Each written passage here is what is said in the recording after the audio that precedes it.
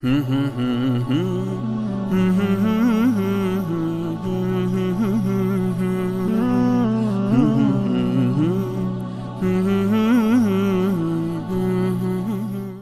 اللہ الرحمن الرحیم۔ آج میں جس موضوع پر بات کرنا چاہتا ہوں وہ یہ کہ کیا صدیق اکبر کا کوئی مقابلہ کر سکتا ہے؟ یہ وہ سوال ہے کہ جس کا جواب آج تک کی صدیوں میں ہمیشہ نفی میں دیا گیا، اس لیے کہ جو خدمات، جو قربانیاں اور جو ایثار حضرت ابو بکر صدیق نے نبی محترم صلی اللہ علیہ وسلم کے لیے، دین اسلام کے لیے، اللہ کے اترے ہوئے الہام اور اللہ کی بھیجی ہوئی کتاب کے لیے کیا ہے، اس کی نظیر لانا تو خیر ممکن ہی نہیں ہے، اس کے قریب تک پہنچنا کسی کے بس میں نہیں ہے۔ حضور صلی اللہ علیہ وسلم نے جب اعلان نبوت کیا تو جب پوری دھرتی میں کوئی بندہ آپ صلی اللہ علیہ وسلم کو اللہ کا نبی ماننے کے لیے تیار نہیں تھا، تو اس سرزمین پر سب سے پہلا جو انسان اٹھا اور جس نے کہا کہ میں تصدیق کرتا ہوں کہ آپ اللہ کے سچے رسول ہیں، وہ حضرت ابو بکر صدیق تھے۔ قدم قدم پر نبی کریم صلی اللہ علیہ وسلم کے ساتھ وہ قربانیاں دیں، آپ کی ہر بات کی تصدیق بغیر کسی تفتیش کے کی، اور آپ صلی اللہ علیہ وسلم کی صداقت کو بغیر کسی دلیل کے مانا۔ وہ دنیا میں صرف ایک ہستی ہے، حضرت ابو بکر صدیق رضی اللہ تعالیٰ عنہ۔ آپ صلی اللہ علیہ وسلم جب معراج پہ تشریف لے گئے اور واپسی پہ آپ نے مکہ میں اہل مکہ کو اللہ پاک کی اس نعمت سے آگاہ فرمایا کہ اس طرح اللہ پاک راتوں رات مجھے مکہ معظمہ سے بیت المقدس تک، پھر بیت المقدس سے عرش علا تک لے کے گئے، اور یہ اتنے مختصر عرصے میں یہ سالہ سفر مکمل ہو گیا کہ میں وضو کر کے یہاں سے جب گیا تو واپسی پہ جو پانی وضو کا بہہ رہا تھا وہ ابھی بہنا بند نہیں ہوا تھا کہ میں یہ سارا طویل سفر مکمل کر کے واپس آ گیا۔ اہل مکہ نے اس کا مذاق اڑانا شروع کر دیا،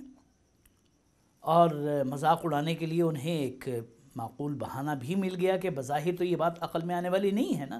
کہ اتنے مختصر عرصے میں ایک بندہ مکہ سے اٹھے اور وہ شام کے علاقے ایلیا میں بیت المقدس میں، اور بیت المقدس ہی سے واپس نہیں آ رہا بلکہ وہاں سے وہ کہتا ہے کہ میں ساتوں آسمانوں کو عبور کر کے، سدرۃ المنتہا کو عبور کر کے عرش علا تک پہنچا اور وہاں سے واپس آیا۔ تو تمام قریش کو، اہل مکہ کو نبی کریم صلی اللہ علیہ وسلم پہ مذاق کرنے، تمسخر اڑانے کا موقع مل گیا۔ ابو جہل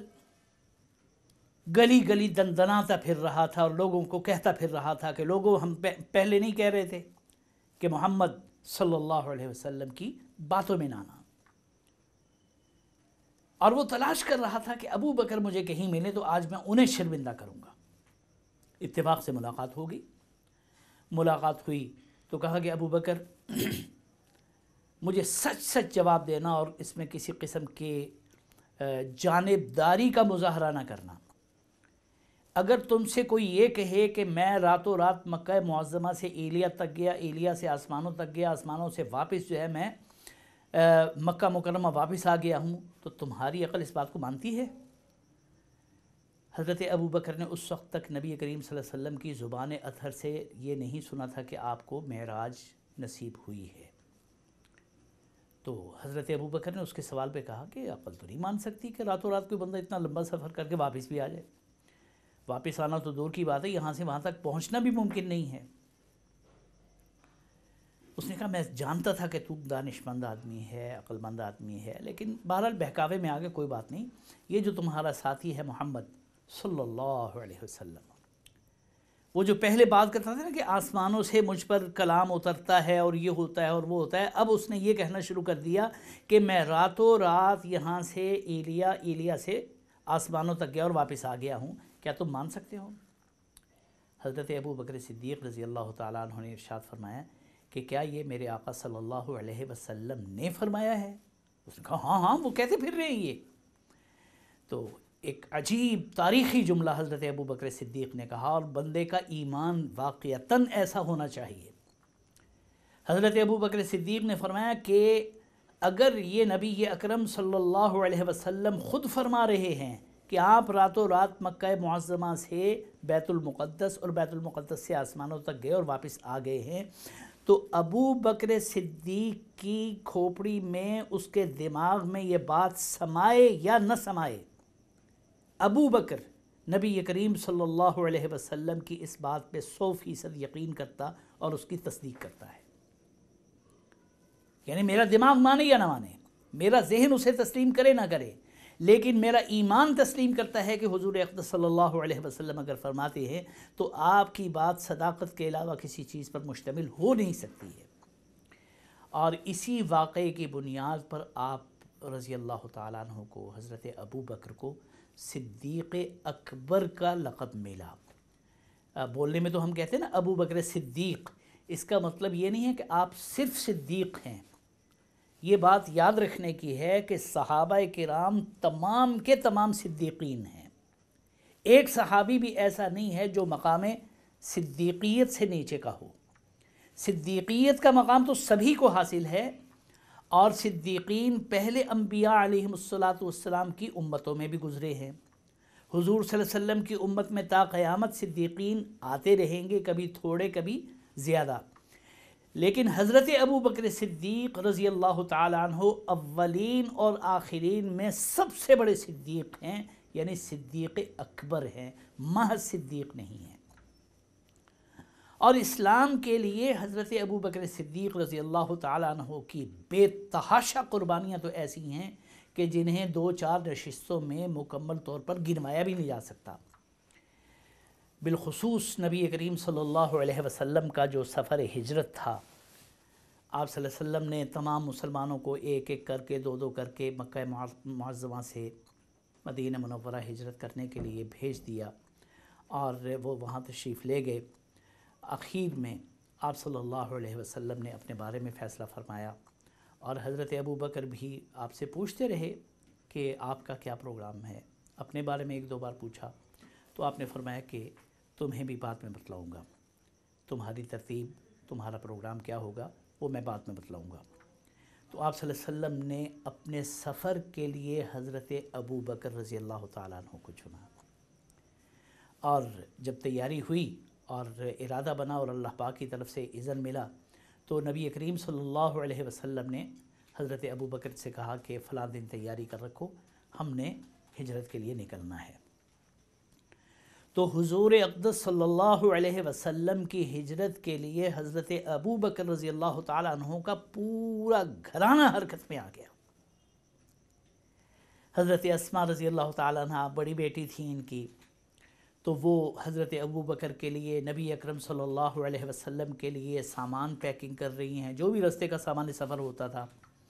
ایک گھوڑا حضرت ابو بکر نے اپنے لیے، ایک نبی کریم صلی اللہ علیہ وسلم کے لیے تیار کیا، اور پھر ایک غلام کی یہ ڈیوٹی لگائی کہ ہم جا کے جہاں جہاں ہم جائیں گے تم نے خبرگیری رکھنی ہے، اور اگر راستے میں کہیں قیام ہوتا ہے تو تم نے بکریوں کا ریوڑ چراتے ہوئے اس طرف کو آ جانا ہے، اور نبی کریم صلی اللہ علیہ وسلم کو تازہ دودھ دوہ کر پلانے کی ڈیوٹی تمہاری ہوگی۔ ایک بیٹے کی ذمہ داری یہ لگائی کہ جب تک ہم مکہ کی حدود کے قریب ہوں گے تم نے مکہ کی سنگن لینی ہے، یہاں کی خبریں لینی ہیں، لوگوں کے تاثرات لینے ہیں، اور مکہ معظمہ میں کیا پالیسی چل رہی ہے وہ ساری خبرگیری